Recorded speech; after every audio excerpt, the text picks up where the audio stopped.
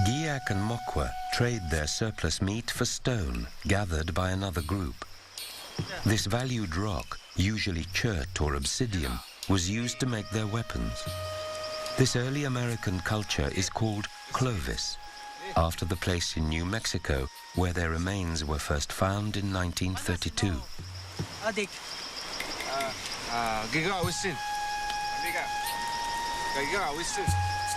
Clovis sites are scattered throughout the United States and Mexico, dating from 11,200 to 10,900 years ago. But none has been found further north in Canada or Alaska, so their means of arrival in North America remains a much debated scientific mystery. Mokwa skillfully crafts a beautiful but lethal object, the Clovis spear point. His nephew, Koji, watches carefully.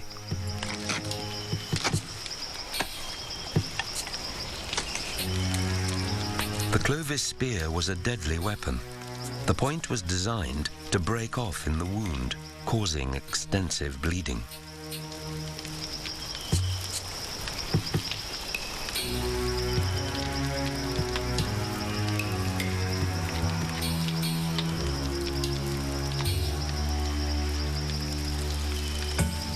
Young Koji has already got hunting in his blood.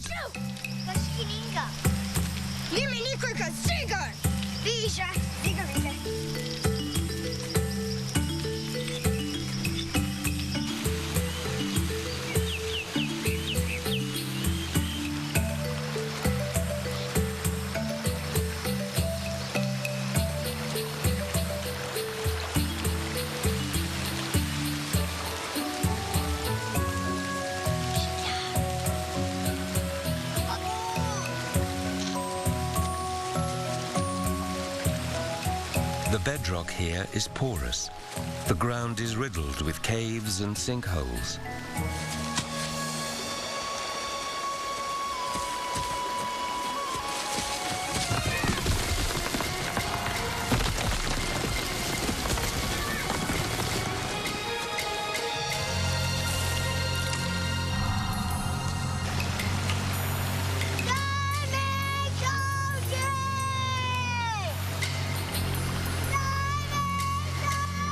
There's no answer from Koji.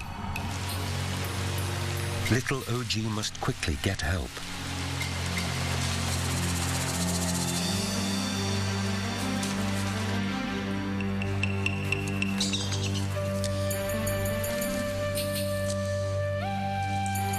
These caves were often used as hibernation dens.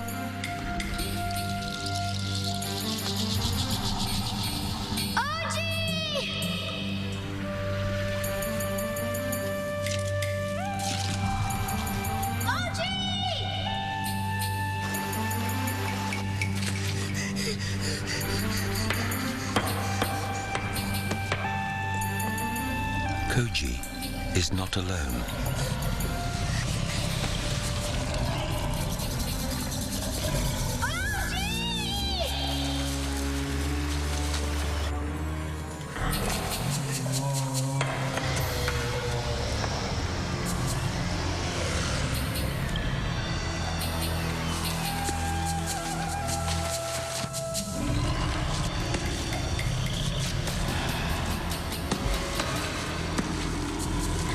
Koji has roused one of the strangest beasts of the Americas, the giant ground sloth.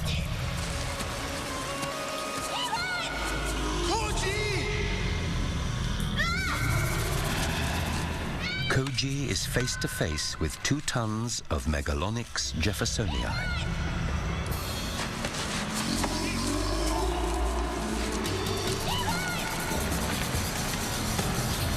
Though terrifying for the small boy, the sloth poses no real threat. It's a herbivore, feeding on leaves, nuts, and fruit.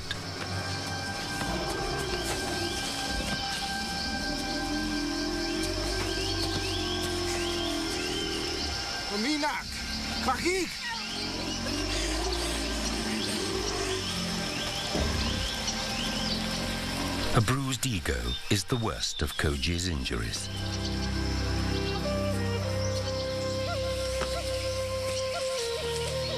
The giant ground sloth won't be so lucky. Never before had the animals of North America been faced with such a ruthless predator as the Paleo-Indian.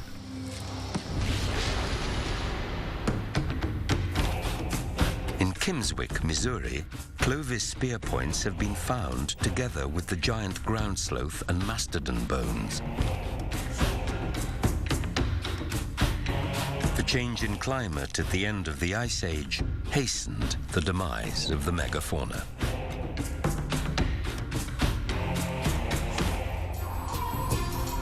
By 10,000 years ago, most of the megafauna of North America was gone.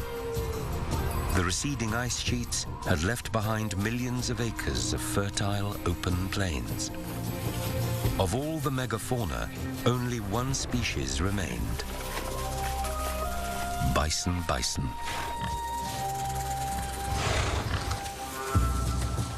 The North American buffalo became the focus of the Paleo-Indians' world.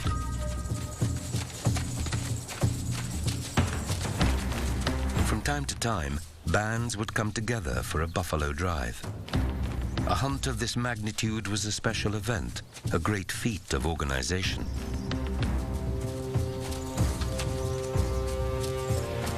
Rather than pursuing individual animals that strayed from the herd, the hunt could take on economies of scale, hunting hundreds of beasts at a time. The two chiefs, Dezo and Hayu, have devised a cunning plan of attack.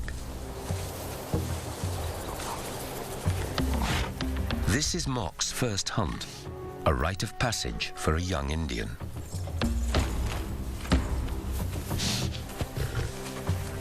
The herd will follow the lead cow. Mok and 3 others pretend to be calves. Payuk pretends to be a wolf, preying on them.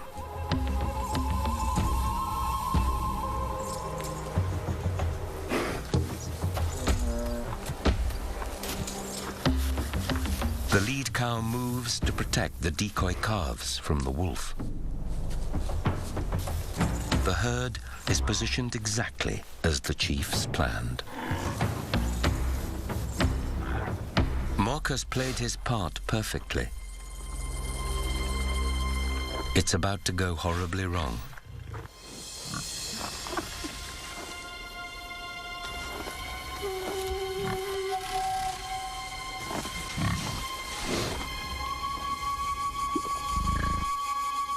He can bear it no longer.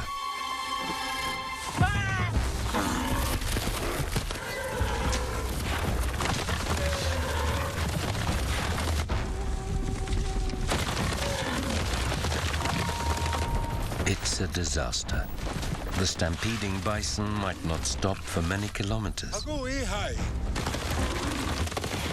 This hunt is over.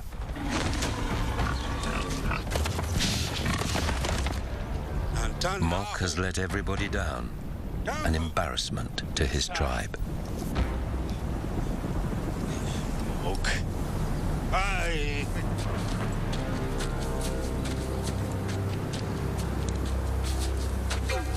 He knows there will be a heavy price to pay.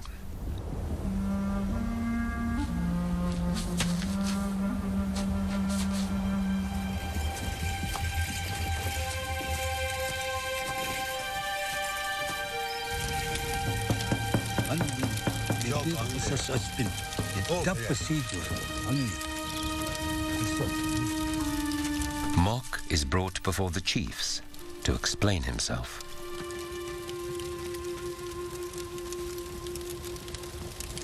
Why did he jump up and scare the bison herd away? Tulip. A snake.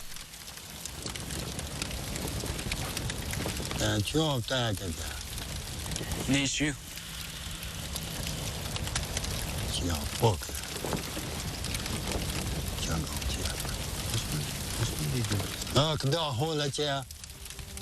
The chiefs tell Mok that if he expects to be a hunter, he must be much braver.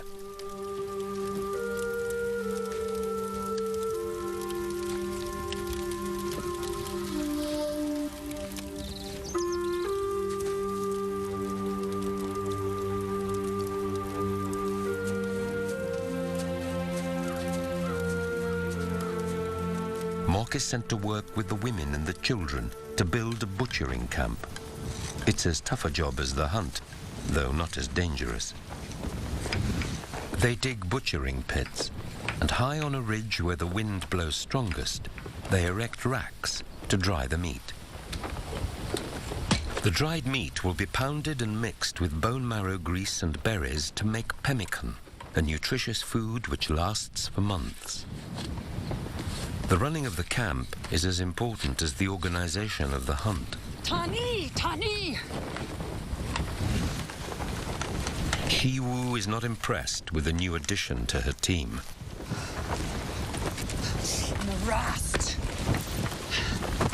If the hunt goes well, they will have to process thousands of kilos of meat before it spoils. It takes several days and infinite patience to maneuver the herd back into position.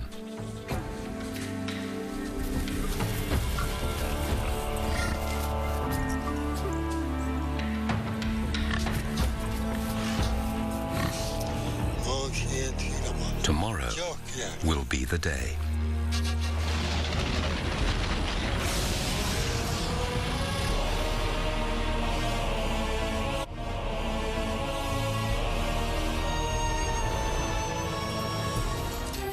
In the days of the Paleo-Indians 10,000 years ago, mystical rituals were a fundamental part of their culture, helping to secure success in the bloodiest of hunts.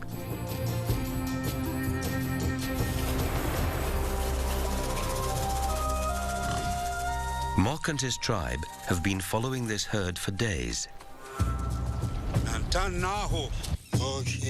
Tomorrow will be the hunt.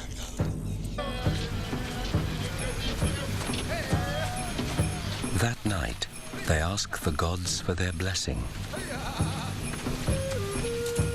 Songs and ceremonies are now well enshrined in human culture. From accounts of more recent rituals, we know shamans played a central role in buffalo drives and were the spiritual directors of the hunt.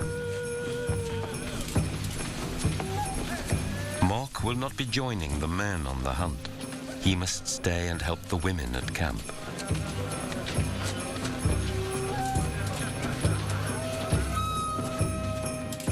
The day of the hunt starts with another ritual. The shaman rubs the hunters with sage to hide the human scent. Buffalo have an acute sense of smell. Mok longs to go with them.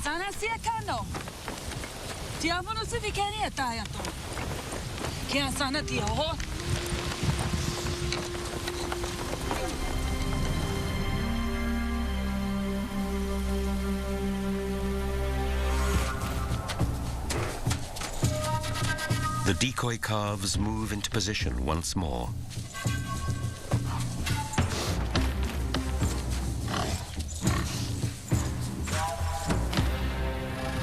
And so it begins. 1,000 bison are on the